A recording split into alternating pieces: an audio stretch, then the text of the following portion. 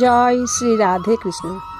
শ্রীকৃষ্ণ বার্তা চ্যানেলের পক্ষ থেকে সকল ভক্তবৃন্দকে জানাই ভক্তিপূর্ণ প্রণাম। আশা করি রাধারানী কৃপায় সকলেই খুব ভালো আছেন। আজকের আমাদের আলোচনার বিষয় শ্রীমদ্ ভগবদ গীতার 2য় অধ্যায় সাংখ্যযোগ এর 51 নম্বর শ্লোক থেকে 55 নম্বর শ্লোক অর্থসহ পাঠ এবং সেই সঙ্গে শ্রী শ্রী গীতা মাহাত্ম্য 16 নম্বর শ্লোক থেকে 20 নম্বর শ্লোক অর্থসহ পাঠ।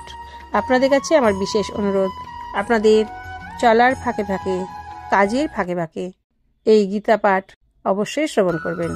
তাহলে আপনি গীতা পাঠ করার সমান পুণ্যফল লাভ করবেন। শুরু করছি আজকের গীতা পাঠ। 51 নম্বর শ্লোক। কর্মজাং বুদ্ধিযুক্তা হি ফলং ত্যক্ত্বা মনীষিণঃ জন্মবন্ধ বিনির্মুক্তা পদং গচ্ছন্ত নাময়ম। বুদ্ধিযুক্তা মানে সমতাযুক্ত, হি মানে কারণ, মনীষিণ মানে মনীষীগণ, কর্মজাম ফলম মানে কর্মজনিত ফল, ত্যক্ত্বা মানে ত্যাগ করে, জন্মবন্ধ বিনির্মুক্তা জন্মরূপ বন্ধন থেকে মুক্ত হয়ে, অনাময়ম মানে নির্বিকার, পদম গচ্ছন্তি মানে পদপ্রাপ্ত হন। 51 নম্বর শ্লোকের অর্থ হচ্ছে সমতাযুক্ত বুদ্ধিমান সাধকগণ কর্মজনিত ফল ত্যাগ করে জন্মরূপ বন্ধন থেকে মুক্ত হয়ে নির্বিকার পদ প্রাপ্ত হন।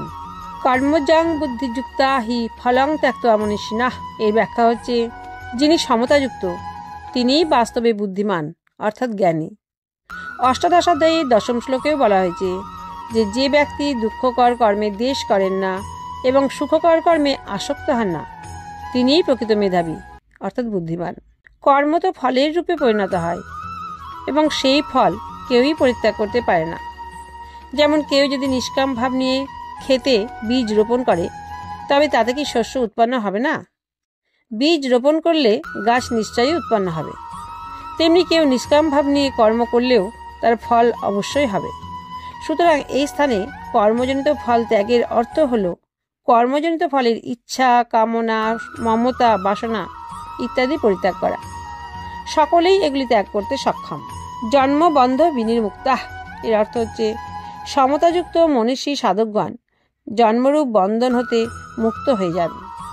কারণ সমতায় স্থিত হলে তাদের আর রাগ, দ্বেষ, কামনা, বাসনা, মমতা ইত্যাদি দোষগুলি বিন্দুমাত্র থাকে না। সেই জন্য তাদের আর পুনর্জন্ম হওয়ার কোনো কারণ থাকে না।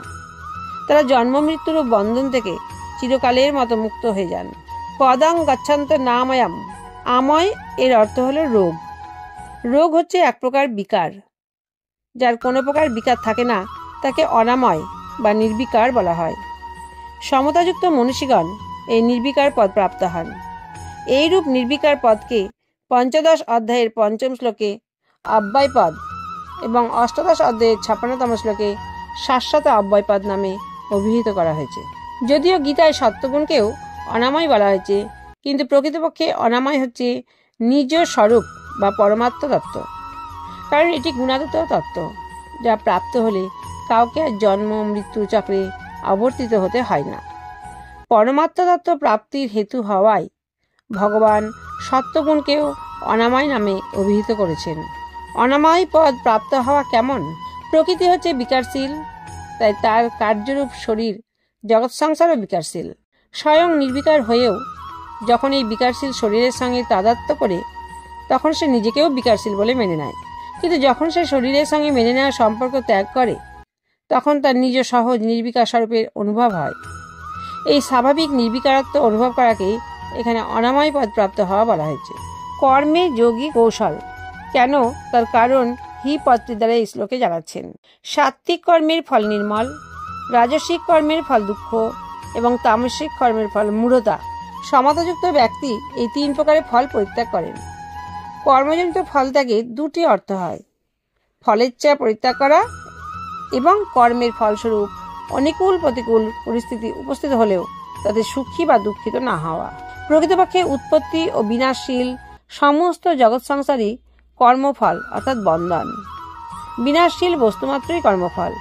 তাই এই জগৎ সংসারে কর্মফল ব্যতীত আর কিছুই নেই। কর্মফল ত্যাগ করলে আর কোনো বন্ধনই অবশিষ্ট থাকে না। এই শ্লোকে প্রমাণিত হয় যে কর্মযোগ মুক্তির ও কল্যাণ প্রাপ্তির পৃথক সাধন। কর্মযোগের দ্বারা সংসারের নিবৃত্তি এবং পরমাত্ম তত্ত্বের প্রাপ্তি উভয়ই হয়ে থাকে। আগের শ্লোকে বিবৃত অনাময় পদপ্রাপ্তির ক্রমটি পরবর্তী দুটি শ্লোকে বলা হয়েছে। 52 নম্বর শ্লোক। যদা তে মোহ কলিলাং বুদ্ধির ব্যতিতারিষ্যতি তদা গন্তাসি নির্বেদাং শ্রোতব্যাস্য শ্রুতস্যচা। যদা মানে যখন, তে বুদ্ধি মানে তোমার বুদ্ধি, মোহ কলিলাম মানে মোহরূপ কর্দম, ব্যতিতারস্থিতি অর্থাৎ অতিক্রম করবে, তদা মানে তখন, শ্রুতস্যচা মানে শ্রুত ও শ্রোতব্যাস্য মানে শ্রবণীয় বিষয় থেকে নির্বেদাম গন্তাসি মানে বৈরাগ্য লাভ করবে। 52 নম্বর শ্লোকের অর্থ হচ্ছে, যখন তোমার বুদ্ধি মোহরূপ কর্দম অতিক্রম করবে তখন তুমি শ্রুত ও শ্রোতব্য বিষয় ভোগ থেকে বৈরাগ্য লাভ করবে। যদা তে মোহ কলিলাং বুদ্ধির ব্যতিতারিষ্যতি, এর ব্যাখ্যা হচ্ছে শরীরে অহংভাব এবং মমত্ব বোধ করা এবং শরীর সম্পর্কিত মাতা পিতা ভাই বোন স্ত্রী পুত্র বস্তু পদার্থ ইত্যাদিতে মমত্ব বোধ করাকেই মোহ বলা হয়। কারণ এই মোহ শরীরাদিতে নিজস্ব কোনো অহংবোধ বা মমত্ববোধ করার ক্ষমতা নেই, এটি আমরা শুধু মেনে নিয়েছি। অনুকূল পদার্থ বস্তু ব্যক্তি ঘটনা ইত্যাদির প্রাপ্তিতে আনন্দিত হওয়া এবং প্রতিকূল পদার্থ বস্তু ব্যক্তি ইত্যাদির প্রাপ্তিতে উদ্বিগ্ন হওয়া, সংসার পরিবারের মধ্যে বিষমভাব পক্ষপাতিত্ব ঈর্ষা প্রভৃতি বিকার হওয়া, এ সমস্তই হলো কলিল অর্থাৎ পাপ।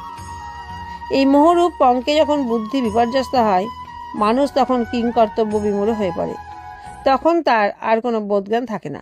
এই স্বয়ং নিজে চেতন হয়েও শরীরাদি জড় পদার্থের সঙ্গে অহং ও মমত্ববোধে তার সঙ্গে সম্পর্ক স্থাপন করে, কিন্তু বাস্তবে সে যে বস্তুর সঙ্গে সম্পর্ক স্থাপন করে সেই সব বস্তু তার সঙ্গে সর্বদা থাকে না এবং সেও সেগুলির সঙ্গে চিরকাল থাকতে পারে না।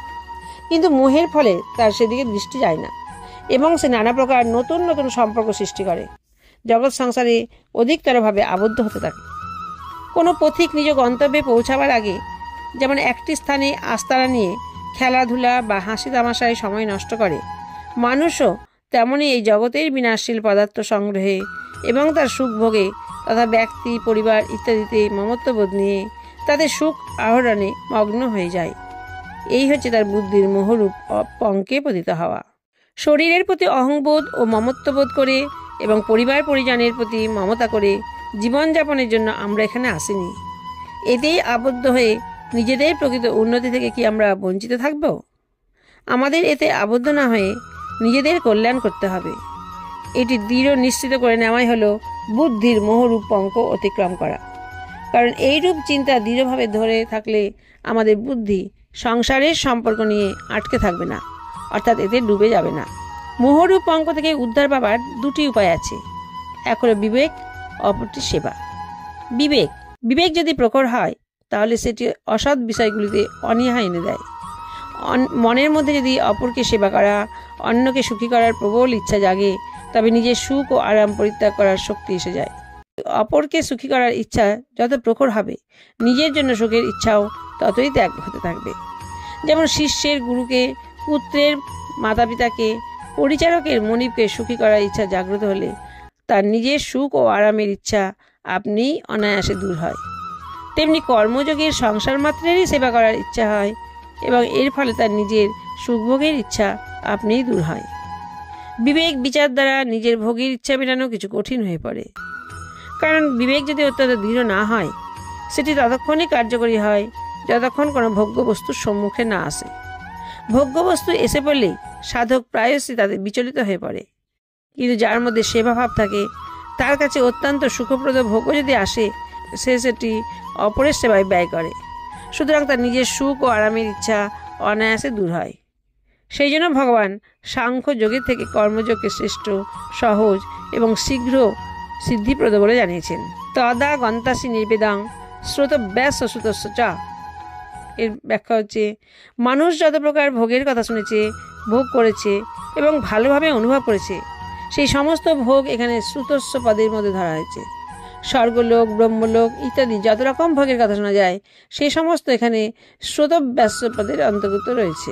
তোমার বুদ্ধি যখন মোহরূপ পঙ্ক অতিক্রম করবে তখন এই শ্রুত অর্থাৎ ইহলৌকিক এবং শ্রোতব্য অর্থাৎ পারলৌকিক ভোগ ও বিষয়গুলিতে তোমার বৈরাগ্য দেখা দেবে। অর্থাৎ বুদ্ধি যখন এই মোহপঙ্ককে পার হয়ে যায়, তখন বুদ্ধিতে প্রবলভাবে বিবেক জাগরিত হয়। সংসার সর্বক্ষণ পরিবর্তিত হচ্ছে, আর আমি সেই একই রয়েছি। সুতরাং আমি এই পরিবর্তনশীল জগৎ থেকে কি করে শান্তি পেতে পারি? আমার অভাব এর দ্বারা কি করে দূর হতে পারে? এরূপ প্রবল আলোড়ন হলে তবে এইসব শ্রুত ও শ্রোতব্য বিষয়গুলিতে স্বাভাবিকভাবে বৈরাগ্য দেখা দেয়। 53 নম্বর শ্লোক। শ্রুতি বিপ্রতিপন্না তে যদা হাস্যতি নিশ্চলা সমাধাবচলা বুদ্ধিস্তদা যোগম বাপসসি। শ্রুতি বিপ্রতিপন্না অর্থাৎ নানা প্রকার শাস্ত্রীয় মতভেদে বিক্ষিপ্ত, তে বুদ্ধি মানে তোমার বুদ্ধি, যদা নিশ্চলা স্থাস্যতি যখন নিশ্চল হবে, সমাধৌ মানে পরমাত্মায়, অচলা মানে অচলা, তদা সেই সময়, যোগম মানে যোগ, অবাপসসি মানে প্রাপ্ত হবে। 53 নম্বর শ্লোকের অর্থ হচ্ছে নানা প্রকার শাস্ত্রীয় মতভেদে বিক্ষিপ্ত তোমার বুদ্ধি যখন নিশ্চল হয়ে যাবে এবং পরমাত্মায় অচলা হবে, সেই সময় তুমি যোগপ্রাপ্ত হবে। লৌকিক মোহরূপ পঙ্ক অতিক্রম করলেও নানা প্রকার শাস্ত্রীয় মতভেদ দ্বারা যে মোহ উৎপন্ন হয় সেগুলিকে অতিক্রম করবার জন্য ভগবান এই শ্লোকে প্রেরণা দিয়েছেন। শ্রুতি বিপ্রতিপন্নাতে যদা স্থাস্যতি নিশ্চলা সমাধাবাচলা বুদ্ধিস্তদা যোগম বাপসসি। এর ব্যাখ্যা হচ্ছে অর্জুনের মনে এই শ্রুতি বিপ্রতিপত্তি এসেছিল যে নিজেও গুরুজনদের আত্মীয়দের হত্যা করা উচিত নয়, আবার নিজের ক্ষত্রিয় ধর্মও ত্যাগ করা উচিত নয়। একদিকে আত্মীয়দের রক্ষা করা, অন্যদিকে ক্ষাত্র ধর্ম পালন করা। এর মধ্যে যদি আত্মীয়দের রক্ষা করতে হয় তবে যুদ্ধ করা যায় না, এবং যুদ্ধ করলে আত্মীয়দের রক্ষা করা যায় না। এই দুই বিষয় নিয়ে অর্জুনের শ্রুতি বিপ্রতিপত্তি হয়েছে, তাতে তার বুদ্ধি বিচলিত হয়েছে। তাই ভগবান শাস্ত্রীয় মতভেদে বুদ্ধিকে স্থির এবং পরমাত্মা প্রাপ্তির ব্যাপারে বুদ্ধিকে অচল রাখার প্রেরণা দিয়েছেন। জাল দুই প্রকারের, সংসারী এবং শাস্ত্রীয়। সংসারের মোহরূপ অঙ্কে আবদ্ধ হওয়া সাংসারিক জালে পড়া, এবং শাস্ত্র সম্প্রদায় ইত্যাদি দ্বৈত অদ্বৈতের নানা মতাদিতে সমস্যায় জড়ানো হয়ে শাস্ত্রীয় জালে পড়া। সংসারের জাল তো ছটাকখানের সুতোর মতো, আর শাস্ত্রীয় জাল হচ্ছে 100 মণ সুতোর মতো। তাই ভগবান এখানে বলেছেন যে সংসারী ও শাস্ত্রীয় এই দুই সমস্যাতেই বুদ্ধি নিশ্চলা হওয়া উচিত, এবং পরমাত্মাতে বুদ্ধি স্থির থাকা উচিত যে আমার পরমাত্মাকে প্রাপ্ত করতেই হবে, তাতে যাই হোক না কেন। সাধকদের মনে এক্ষেত্রে প্রথমে এই দ্বিধা দেখা দেয় যে সাংসারিক ব্যবহার ঠিক রাখা উচিত না, পরমাত্মা প্রাপ্তির জন্য চেষ্টা করা উচিত। ক্রমে এরূপ নিশ্চয় হয় যে আমার শুধু জগৎ সংসারের সেবা করা উচিত, জগতের কাছ থেকে আমার নেবার কিছুই নেই। এরূপ ধারণা বদ্ধমূল হবার পর তাদের ভোগের আকাঙ্ক্ষা কমতে থাকে এবং বৈরাগ্য জাগে। এরূপ হলে সাধকগণ যখন ভগবানের দিকে অগ্রসর হন, তখন তাদের নিকট সাধ্য ও সাধন বিষয়ক নানা প্রকার শাস্ত্রীয় মতভেদ উপস্থিত হয়। তখন আমার কোন সাধ্যকে স্বীকার করা উচিত এবং কোন সাধন পদ্ধতি অনুসরণ করা উচিত তা স্থির করা অত্যন্ত কঠিন হয়ে পড়ে। কিন্তু সাধকগণ যখন সৎসঙ্গের সাহায্যে নিজের রুচি, শ্রদ্ধা, বিশ্বাস এবং যোগ্যতাকে ঠিক করে নেন, অথবা ঠিক করতে না পেরে ভগবানের শরণাগত হয়ে তার সাহায্য চান, তখন ভগবৎ কৃপায় তাদের বুদ্ধি নিশ্চলা হয়। দ্বিতীয়ত, সমস্ত শাস্ত্র সম্প্রদায় ইত্যাদিতে জীব, জগৎ এবং পরমাত্মা এই তিনটিরই পৃথক রূপে বর্ণনা করা হয়েছে। এসব বিচার করে দেখা যায় যে জীবের স্বরূপ যাই হোক না কেন, কিন্তু আমিই জীব, এতে সকলেই একমত। জগৎ সংসারের স্বরূপ যেমন হোক, এটিকে ত্যাগ করা উচিত, এতেও সকলে একমত। এরূপ স্থির করে নিলে সাধকদের বুদ্ধি নিশ্চলা হয়। আমাকে শুধু পরমাত্মা লাভ করতে হবে, এই সংকল্প দৃঢ়তার সঙ্গে নিশ্চয় করলে বুদ্ধি অচলা হয়। তখন সাধকগণ সহজভাবে যোগ এবং পরমাত্মার সঙ্গে নিত্যযোগ প্রাপ্ত হন। শাস্ত্রীয় সিদ্ধান্তে পৌঁছাতে অথবা নিজ কল্যাণের নিশ্চয়তায় যত ন্যূনতা থাকে ততই বিলম্ব ঘটে। কিন্তু এই দুটিতে যখন বুদ্ধি নিশ্চলা এবং অচলা হয়ে যায়, তখনই পরমাত্মার সঙ্গে নিত্যযোগের অনুভব হয়। জগৎ সংসার থেকে সম্পর্ক ছেদ করার জন্য বুদ্ধি নিশ্চলা হওয়া প্রয়োজন, যেটি 6ষ্ঠ অধ্যায়ের 23তম শ্লোকে দুঃখ সংযোগ বিয়োগম বলে বলা হয়েছে। আর পরমাত্মার সঙ্গে সম্পর্ক স্থাপন করার জন্য বুদ্ধি অচলা হওয়া প্রয়োজন, যেটি 2য় অধ্যায়ের 48তম শ্লোকে সমতং যোগ উচ্চাতে পদ দ্বারা বলা হয়েছে। এখানে তদা যোগম বাপসসি পদে যে যোগ প্রাপ্তির কথা বলা হয়েছে, সেই যোগ এমন নয় যে পূর্বে পরমাত্মার সঙ্গে বিচ্ছেদ ছিল, সেই বিচ্ছেদ দূর হওয়াতে যোগ হলো, বরং ভ্রমবশত অসৎ পদার্থগুলির সঙ্গে মেনে নেওয়া সম্পর্ক সর্বতভাবে বিচ্ছেদ হয়ে যাওয়াকেই যোগ বলে। অর্থাৎ মানুষের চিরকালের যে বাস্তবিক স্থিতি, পরমাত্মার সঙ্গে নিত্য যোগ, সেই স্থিতিতে সচেতন হওয়াকেই যোগ বলে। এই বাস্তবিক স্থিতি এত বিশেষ যে এর থেকে কখনো বিচ্ছেদ হয় না, হওয়া সম্ভব নয়। তাদের সংযোগ, বিয়োগ, যোগ কোনো শব্দই প্রযুক্ত হয় না। শুধুমাত্র অসতের সঙ্গে মেনে নেওয়া সম্পর্ক ত্যাগ করাকেই এখানে যোগ নাম দেওয়া হয়েছে। বাস্তবে এই যোগ হলো নিত্য যোগের বাচক। এই নিত্য যোগের অনুভূতি কর্মের দ্বারা করা হলে সেটি কর্মযোগ, বিচার বিবেচনার দ্বারা করা হলে জ্ঞান যোগ, প্রেমের দ্বারা করা হলে ভক্তিযোগ, সংসারের লয় চিন্তা দ্বারা করা হলে লয় যোগ, প্রাণায়ামের দ্বারা করা হলে হঠ যোগ এবং সংযম, নিয়ম ইত্যাদি অষ্টাঙ্গের দ্বারা করা হলে অষ্টাঙ্গ যোগ বলা হয়। মোহকে দুভাগে ভাগ করা যায়। মোহ কলিল অর্থাৎ জাগতিক মোহ, আর শ্রুতি বিপ্রতিপত্তি অর্থাৎ শাস্ত্রীয় মোহ। শরীর, পুত্র, স্ত্রী, ধন সম্পত্তি ইত্যাদিতে যে আসক্তি জন্মায় তাকে বলা হয় জাগতিক মোহ। আর দ্বৈত, অদ্বৈত, দ্বৈতাদ্বৈত, বিশিষ্টাদ্বৈত এইসব দার্শনিক মতভেদে জড়িয়ে পড়াকে বলা হয় শাস্ত্রীয় মোহ। এই দুই প্রকারের মোহ পরিত্যাগ করলে মানুষের ভোগে বৈরাগ্য আসে এবং তার বুদ্ধি স্থির হয়। বুদ্ধি স্থির হলে যোগ প্রাপ্ত হয় এবং পরমাত্মার সঙ্গে দূরত্ব হয়ে সামীপ্য লাভ হয়। কর্মযোগে সামীপ্য লাভ হয়, জ্ঞান যোগে অভেদ হয় এবং ভক্তিযোগের দ্বারা অভিন্নতা আসে। কর্মযোগ এবং জ্ঞানযোগ উভয়ের মধ্যে একটিতে সিদ্ধি হলে সাধক উভয়েরই ফলস্বরূপ একই তত্ত্ব লাভ করেন। মানুষের যদি শুধু নিজের কল্যাণের ইচ্ছা থাকে এবং ধন সম্পত্তি, কুটুম্বাদিতে কোনো স্বার্থের সম্পর্ক না থাকে, তাহলে সে এই জাগতিক মোহ অতিক্রম করতে সক্ষম হয়। পুস্তক যদি পড়ার উদ্দেশ্যে পড়া না হয় এবং শাস্ত্রের কথা জানার উদ্দেশ্যে না হয়ে শুধুমাত্র তত্ত্ব অনুভব করার জন্যই পড়া হয়, তাহলে মানুষ শাস্ত্রীয় মোহ অতিক্রম করতে সক্ষম হয়। অর্থাৎ সাধকের জাগতিক মোহের এবং শাস্ত্রীয় মতপার্থক্যের কোনোটিরই প্রাধান্য রাখা উচিত নয়। তার কোনো মত বা সম্প্রদায়ের প্রতি কোনো পক্ষপাত রাখা উচিত নয়। তাহলে তিনি যোগ, মুক্তি এবং মুক্তির অধিকারী হতে সক্ষম হন। এর থেকে বেশি কোনো অধিকার বিশেষের প্রয়োজন নেই। মোহপঙ্ক এবং শ্রুতি বিপ্রতিপত্তি অপসারিত হলে যোগপ্রাপ্ত স্থির বুদ্ধিযুক্ত ব্যক্তিদের সম্পর্কে অর্জুন প্রশ্ন করছেন।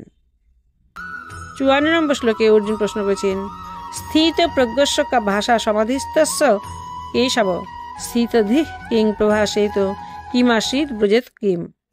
কেশব মানে হে কেশব, সমাধিস্তস্য মানে পরমাত্মায় স্থিত, স্থিত প্রজ্ঞস্য মানে স্থিত প্রজ্ঞের, ক ভাষা মানে লক্ষণ কি, স্থিতধি মানে স্থিতধি ব্যক্তি, কিম প্রভাসেত মানে কিরূপে কথা বলেন, কিম আসিত কিরূপে অবস্থান করেন, কিম মানে কেমনভাবে, ব্রজেত মানে বিচরণ করেন। 54 নম্বর শ্লোকের অর্থ হচ্ছে, অর্জুন বললেন, হে কেশব, যিনি পরমাত্মায় স্থিত এবং স্থিতপ্রজ্ঞ তার লক্ষণ কি, সেই স্থিতধি ব্যক্তি কিরূপে কথা বলেন, কিরূপে অবস্থান করেন এবং কেমনভাবে বিচরণ করেন। এর ব্যাখ্যা হচ্ছে, অর্জুন এখানে স্থিতপ্রজ্ঞের বিষয়ে যে প্রশ্ন করেছেন, এই প্রশ্নটি করার আগে অর্জুনের মনে কর্ম ও বুদ্ধি নিয়ে একটি প্রশ্ন জেগেছিল। কিন্তু ভগবান 52 ও 53 নম্বর শ্লোকে বলেছিলেন যে যখন তোমার বুদ্ধি মোহরূপ পঙ্ক এবং শ্রুতি বিপ্রতিপত্তি অতিক্রম করবে তখনই তুমি যোগপ্রাপ্ত হবে। এ কথায় অর্জুনের মনে প্রশ্ন জাগরিত হলো যে যখন তিনি যোগপ্রাপ্ত হবেন, স্থিতপ্রজ্ঞ হবেন, তখন তার নিজের লক্ষণ কেমন হবে। সেই জন্য অর্জুন এই সংশয় সম্পর্কে জিজ্ঞাসা করেন। পরে কর্ম বা বুদ্ধির জন্য অর্থাৎ সিদ্ধান্ত নিয়ে যে অন্য সংশয় ছিল সেটি স্থিতপ্রজ্ঞের লক্ষণের বর্ণনার পরে জিজ্ঞাসা করে নিয়েছেন। সমাধিস্তস্য মানে যে ব্যক্তি পরমাত্মাকে লাভ করেছেন তার উদ্দেশ্যে এই স্থানে সমাধিস্থ পদটি ব্যবহৃত হয়েছে। স্থিতপ্রজ্ঞস্য এই পদটি সিদ্ধ ও সাধক উভয়েরই বাচক। যার বিবেচনা বিচার দৃঢ়, সাধন হতে যিনি কখনো বিচলিত হন না, এইরূপ সাধকও স্থিতপ্রজ্ঞ হন। আবার পরমাত্মা তত্ত্ব অনুভব হওয়ায় যিনি স্থিতধি হয়েছেন, এইরূপ সিদ্ধকেও স্থিতপ্রজ্ঞ বলা হয়। সুতরাং স্থিতপ্রজ্ঞ শব্দটি দ্বারা সাধক এবং সিদ্ধ উভয়কেই বোঝায়। ভগবান এখন পরবর্তী শ্লোকে অর্জুনের প্রথম প্রশ্নের উত্তর দিচ্ছেন। 55 নম্বর শ্লোক। শ্রী ভগবান উবাচ প্রজহাতি যদা কামান সর্বান পার্থ মনোগতান আত্মন্যে বাত্তানা তুষ্ট স্থিত প্রজ্ঞস্ত দুচ্ছাতে। পার্থ মানে হে পৃথানন্দন, যদা মানে যখন, সর্বান মনোগতান মানে সমস্ত মনোগত, কামান মানে কামনাগুলি, প্রজহাতি মানে সম্পূর্ণভাবে পরিত্যাগ করে, আত্মানা আত্মনে মানে আপনাতে আপনি, এবং মানে তুষ্ট মানে সন্তুষ্ট থাকেন, তদা মানে তখন, স্থিতপ্রজ্ঞ মানে স্থিতপ্রজ্ঞ, উচ্চাতে মানে বলা হয়। 55 নম্বর শ্লোকের অর্থ হচ্ছে, শ্রী ভগবান বললেন, হে পৃথানন্দন, যখন সাধক তার সমস্ত মনোগত কামনা সম্পূর্ণভাবে পরিত্যাগ করে আপনাতেই আপনি সন্তুষ্ট থাকেন, তখন তাকে স্থিতপ্রজ্ঞ বলা হয়। গীতার একটি শৈলী হচ্ছে যে সাধক যেরূপ সাধন অর্থাৎ কর্মযোগ, ভক্তিযোগ ইত্যাদি দ্বারা সিদ্ধিপ্রাপ্ত হন, সেই সাধনই তার পূর্ণতা লাভের কারণ বলে বর্ণনা করা হয়। যেমন ভক্তিযোগের সাধক ভগবানকে ছাড়া কিছু নেই, এইরূপ অনন্য যোগ দ্বারা তার উপাসনা করেন। সুতরাং সিদ্ধ অবস্থায় তার সমস্ত প্রাণী জগতের প্রতি দেশভাব রহিত হন। জ্ঞানযোগের সাধক নিজ স্বরূপকে ত্রিগুণাতীত এবং নির্লিপ্ত রূপে দেখেন। সুতরাং সিদ্ধাবস্থায় তারা সমস্ত গুণের অতীত হয়ে যান। কর্মযোগের এইরূপ প্রধানত কামনা বাসনা ত্যাগের কথাই বলা হয়েছে। সুতরাং তারা সিদ্ধাবস্থায় কামনা বাসনা সম্পূর্ণভাবে ত্যাগ করেন। এই শ্লোকে সে কথাই বলা হয়েছে। প্রজা হাতি যদা কামান সর্বান পার্থ মনোগাতান। এর তাৎপর্য হচ্ছে, যে কামনা স্বয়ংয়ে নেই এবং মনেও নেই, কামনা উৎপন্ন হয় এবং তার লয়ও হয়, আর স্বয়ং সর্বদাই স্থায়ী। সুতরাং স্বয়ংয়ে কি করে কামনা থাকবে? মন হলো একটি কারণ বা উপাদান। এতে কামনা সর্বক্ষণ টিকে থাকতে পারে না। মনে কামনার আগমন হয়, অতএব মনে কামনা কি করে থাকবে? কিন্তু শরীর, ইন্দ্রিয়, মন, বুদ্ধি দ্বারা তাদাত্ম্য হওয়ায় মানুষ মনে আসা কামনাগুলিকে নিজের বলে মনে করে। নিজের স্বরূপকে কখনো পরিত্যাগ করা যায় না, এবং যার সঙ্গে নিজের কোনো সম্পর্ক নেই তাকেও পরিত্যাগ করা যায় না। কিন্তু ত্যাগ তাকেই করা যায় যা নিজের নয়, অথচ তাকে নিজের বলে মনে করা হয়। এইরূপই কামনাও আমাদের মধ্যে নেই, কিন্তু তাকে নিজের বলে মেনে নেওয়া হয়েছে। এই মেনে নেওয়া সম্পর্ক বন্ধন করাকে এখানে প্রজহাতি বলা হয়েছে। আত্মেন্নে বাত্তানা তুষ্ট। যে সময়ে সমস্ত কামনা ত্যাগ করা হয় এবং আপনাতে আপনি সন্তুষ্ট থাকা হয়, অর্থাৎ নিজে থেকে নিজের মধ্যে সন্তোষ লাভ হয়। সন্তোষ দুই প্রকারে হয়, একটি হলো গুণ, অপরটি স্বরূপ। অন্তরে কোনো প্রকার ইচ্ছা না থাকা হলো গুণ, এবং স্বয়ংয়ে অসন্তোষের অত্যন্ত অভাব হলো স্বরূপ। এই স্বরূপভূত সন্তোষ স্বাভাবিক এবং সর্বদা বিরাজিত। এর জন্য কোনো অভ্যাস বা বিচার করার প্রয়োজন হয় না। স্বরূপভূত সন্তোষে আজ্ঞা বা জ্ঞান সতই স্থির থাকে। স্থিতপ্রজ্ঞ তদা উচ্চতে। স্বয়ং যখন বহু শাখা বিশিষ্ট অনন্ত কামনাগুলিকে নিজের বলে মনে করত, সেই সময়েও কামনাগুলি প্রকৃতপক্ষে তার নিজের মধ্যে ছিল না এবং স্বয়ং স্থিতপ্রজ্ঞই ছিল। কিন্তু তখন নিজ কামনাবশত বুদ্ধি স্থির না থাকায় তাকে স্থিতপ্রজ্ঞ বলে উল্লেখ করা যেত না, অর্থাৎ তার স্থিতপ্রজ্ঞতার অনুমতি ছিল না। এখন তিনি সমস্ত কামনা বর্জন করেছেন, এবার তাকে স্থিতপ্রজ্ঞ বলা যায়, অর্থাৎ তার এখন স্থিতপ্রজ্ঞতা অনুভব হয়। সাধক বুদ্ধিকে স্থির রাখার চেষ্টা করেন, কিন্তু কামনাগুলি সর্বাংশে পরিত্যক্ত হলে বুদ্ধি স্থির করার চেষ্টা করতে হয় না, তা স্বত স্বাভাবিক স্থির হয়ে যায়। কর্মযোগে সাধকের কর্মের সঙ্গে সম্পর্ক ঘনিষ্ঠ থাকে, তার যোগারূঢ় হওয়াতেও কর্মই কারণ হয়। আর রূঢ়ক্ষমুনির যোগ কর্ম কারণম উচ্চতে। তাই কর্মযোগী সাধক অবস্থা এবং সিদ্ধ অবস্থা দুই অবস্থাতেই কর্মের সঙ্গে সম্বন্ধ থাকে। সিদ্ধাবস্থায় মর্যাদা অনুযায়ী কর্মযোগীর কর্মগুলি সম্পন্ন হয়, যা সাধারণের নিকট আদর্শ স্বরূপ। চতুর্থ অধ্যায়ে ভগবান এই কথাই বলেছেন যে কর্মযোগী কর্ম করার সময় নির্লিপ্ত থাকেন এবং নির্লিপ্ত থেকেও কর্ম করেন। কর্মণ্য কর্ম যা পশ্চেদ কর্মণি চ কর্ম যা। ভগবান 53তম শ্লোকে যোগ প্রাপ্তিতে বুদ্ধির সম্বন্ধে দুটি কথা বলেছেন। সংসার পরিত্যাগে বুদ্ধি নিশ্চলা হয় এবং ভগবানমুখী হলে বুদ্ধি অচলা হয়। অর্থাৎ নিশ্চল শব্দ দ্বারা সংসার পরিত্যাগ করার কথা জানিয়েছেন এবং অচল দ্বারা পরমাত্মায় স্থিতির কথা জানিয়েছেন। সেই দুটি কথা ধরে এখানে তিনি যদা এবং তদা পদ দ্বারা বলেছেন যে সাধক যখন কামনাগুলি থেকে সর্বতভাবে বিমুখ হন এবং নিজ স্বরূপে সন্তুষ্ট থাকেন, তখন তাকে স্থিতপ্রজ্ঞ বলা হয়। অর্থাৎ যতক্ষণ তার মধ্যে কামনার লেশ মাত্রও থাকে ততক্ষণ পর্যন্ত তাকে সাধক বলা হয়। আর কামনা যখন সর্বাংশে নিবৃত্ত হয় তখন তাকে সিদ্ধ বলা হয়। এই অধ্যায়ে শেষ পর্যন্ত ভগবান দুটি কথাই বর্ণনা করেছেন। যেমন এখানে প্রজহাতি যদা কামান সর্বান পদ দ্বারা সংসার পরিত্যাগের কথা বলেছেন, এবং আবার আত্মনিবাত্তানা তুষ্ট পদ দ্বারা পরমাত্মাতে স্থিতি বুঝিয়েছেন। 56তম শ্লোকের প্রথমাংশে সংসার পরিত্যাগ এবং স্থিত ধীর মুনি পদ দ্বারা পরমাত্মাতে স্থিতির কথা বলেছেন। 57 এবং 58তম শ্লোকে প্রথমে সংসার ত্যাগের কথা বলেছেন এবং পরে তস্য প্রজ্ঞা প্রতিষ্ঠিতা পদ দ্বারা পরমাত্মাতে স্থিতির কথা বলেছেন। 59তম শ্লোকে প্রথম অংশে সংসার ত্যাগের কথা বলে পরে পরং দৃষ্টা পদটির দ্বারা পরমাত্মায় স্থিতির কথা বলেছেন। 60তম শ্লোক থেকে 61তম শ্লোক পর্যন্ত প্রথমে সংসার ত্যাগ ও পরে যুক্ত আসিত মতপর ইত্যাদি পদগুলি দ্বারা পরমাত্মায় স্থিতির কথা বলেছেন। 62 থেকে 65তম শ্লোক পর্যন্ত প্রথমে সংসারের ত্যাগের কথা বলে পরে বুদ্ধি পর্যবতিষ্ঠাতে পদ দ্বারা পরমাত্মায় স্থিতির কথা বলেছেন। 66 থেকে 68তম শ্লোক পর্যন্ত প্রথমে সংসার ত্যাগ ও পরে তস্য প্রজ্ঞা প্রতিষ্ঠিতা পদটির দ্বারা পরমাত্মায় স্থিতির কথা বলেছেন। 69তম শ্লোকে যা নিশা সর্বভূতানাম এবং যস্যাং জাগ্রতি ভূতানি পদ দ্বারা সংসার ত্যাগের কথা বলেছেন এবং তস্যাং জাগ্রতি সংযমী এবং সা নিশা পশ্যত মুনে পদ দ্বারা পরমাত্মায় স্থিতির কথা বলেছেন। 70 এবং 71তম শ্লোকের প্রথমে সংসার ত্যাগ এবং পরে শান্তিম অধিগচ্ছতি পদ দ্বারা পরমাত্মায় স্থিতি জানিয়েছেন। 72তম শ্লোকে নৈনাং প্রাপ্য বিমুহ্যতি পদ দ্বারা সংসার ত্যাগ এবং ব্রহ্ম নির্বাণাম মৃচ্ছতি ইত্যাদি পদগুলিতে পরমাত্মায় স্থিতির কথা জানিয়েছেন। ভাবের দুটি বিভাগ আছে, একটি হলো স্থির বুদ্ধি সম্পন্নদের, অপরটি অস্থির বুদ্ধি সম্পন্নদের। অস্থির বুদ্ধি সম্পন্নদের সম্বন্ধে 41 থেকে 44তম শ্লোক পর্যন্ত বলা হয়েছে। এখানে 55 থেকে 71তম শ্লোক পর্যন্ত স্থির বুদ্ধি সম্পন্ন ব্যক্তিদের কথা বলেছে। সাধক যখন জাগতিক আগ্রহ পরিত্যাগ করে নিজ স্বরূপে স্থিত হন তখন তাকে স্থির বুদ্ধি সম্পন্ন বলা হয়। যার উদ্দেশ্য থাকে পরমাত্মাকে প্রাপ্ত করার, তার বুদ্ধি একনিষ্ঠে সম্পন্ন হয়, কেননা পরমাত্মাও একই। কিন্তু যার জাগতিক বস্তুর আকাঙ্ক্ষা থাকে তার বুদ্ধি অসংখ্য কামনা সম্পন্ন হয়, কারণ জাগতিক বস্তুও অসংখ্য হয়ে থাকে। সমত্ব প্রাপ্তির জন্য বুদ্ধি স্থিরতা অত্যন্ত প্রয়োজন। পাতঞ্জল যোগ দর্শনে মনে স্থিরতার গুরুত্ব দেওয়া হয়েছে, কিন্তু গীতা বুদ্ধি স্থিরতাকেই গুরুত্ব দিয়েছে, কেননা কল্যাণ প্রাপ্তির জন্য মনের স্থিরতার তত গুরুত্ব নেই যত বুদ্ধি স্থিরতা আছে। মন স্থির হলে লৌকিক সিদ্ধি প্রাপ্তি হয়, আর বুদ্ধি স্থির হলে পারমার্থিক সিদ্ধি লাভ হয়। কর্মযোগে বুদ্ধির স্থৈর্যই প্রদান। যদি মন স্থির হয় তাহলে কর্মযোগী তার কর্তব্য কর্ম কি করে করবেন? কারণ মন স্থির হলে বাহ্য কর্মাদি নিবৃত্ত হয়ে যায়। ভগবানও যোগে স্থিত হয়ে কর্ম করার নির্দেশ দিয়েছেন, যোগস্থ কুরু কর্মাণি।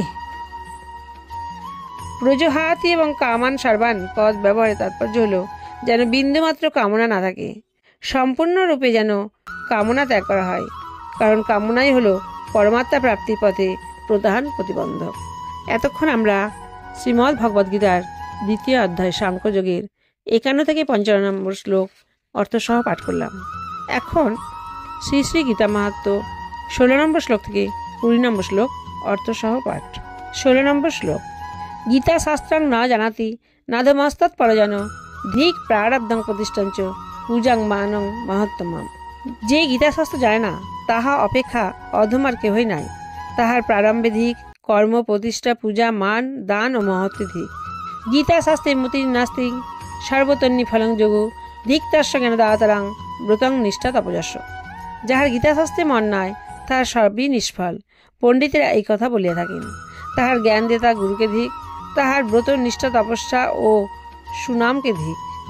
গীতার্থ পঠনাং নাস্তি নাদমাস্তৎ পরজন গীতা গীতং ন যজ্ঞানং তদ্বিদ্যাস্ব সমতম তন্মঘং ধর্ম রোহিতং বেদ বেদান্ত গঠিতম। যে গীতার অর্থ বোঝে না তাহা অপেক্ষা অধমার কেহ নাই। যে জ্ঞান গীতা সম্মত নয় সে জ্ঞান আসুর জ্ঞান বলিয়া জানিবে, তাহা বৃথা, তাহা ধর্মশূন্য, তাহা বেদ বেদান্তে নিন্দিত হইয়াছে। তস্মাৎ ধর্ময়ী গীতা সর্বজ্ঞান প্রয়োজিকা সর্বশাস্ত্র সারভূতা বিশুদ্ধা সবিশেষাতে। সুতরাং ধর্মময়ী গীতা হয় সর্বজ্ঞানের কারণ। এই গীতা সর্বশাস্ত্রের সারভূতা ও পবিত্র, তাই ইহা সর্বশ্রেষ্ঠ। যোধীতে বিষ্ণু পর্বায়ে গীতাং শ্রীহরি বাসরে স্বপন জাগরাং জালং তিষ্ঠান শত্রু ভিন্ন সহরিয়াতে। যিনি শালগ্রাম শিলায়, দেবালয়ে, শিবালয়ে, তীর্থে অথবা নদীতে গীতা পাঠ করেন নিশ্চয়ই তার সৌভাগ্য লাভ হইয়া থাকে। ইতি শ্রী শ্রী গীতা মাহাত্ম্য পাঠ সমাপ্তম। এতক্ষণ আপনারা শ্রীমদ্ ভগবদ গীতা মাহাত্ম্য পাঠ শ্রবণ করলেন। এই ভিডিওটি যদি আপনাদের ভালো লাগে তাহলে অবশ্যই একটি লাইক, শেয়ার, কমেন্ট এবং সাবস্ক্রাইব করবেন। আপনারা সবাই ভালো থাকবেন, সুস্থ থাকবেন। রাধে রাধে।